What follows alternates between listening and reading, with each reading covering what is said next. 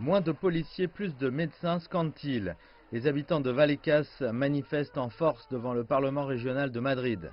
Ils manifestent contre ce qu'ils disent être la politique discriminatoire du gouvernement local dans sa lutte pour contenir la deuxième vague de l'épidémie de Covid-19 dans la capitale.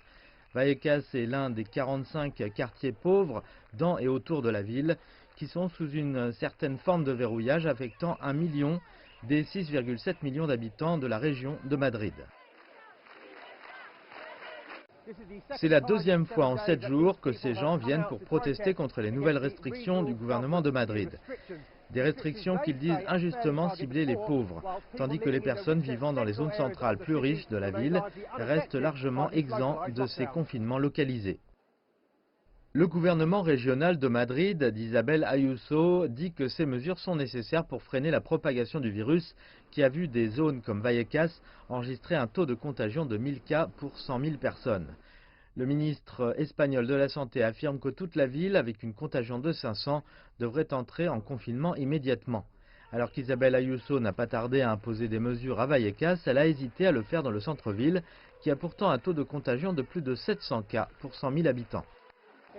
Nous sommes ici pour dire que le gouvernement régional de Madrid ne fait pas un bon usage des ressources que le gouvernement central lui a données pour lutter contre le coronavirus. La présidente Isabel Díaz Ayuso n'a rien fait pour lutter contre ce virus, elle n'a pas renforcé les centres de soins de santé primaire, elle n'a pas fait le million de tests qu'elle avait promis pour cette semaine, elle n'a pas renforcé les services de transport public, ni rien des recommandations de l'OMS pour lutter contre le coronavirus. Je pense que notre population dort, qu'il est temps de se réveiller. La politique déchire notre pays. Ceux qui ont gouverné avant et ceux qui sont maintenant en charge n'en font vraiment pas assez. J'espère qu'ils pourront arriver à un accord.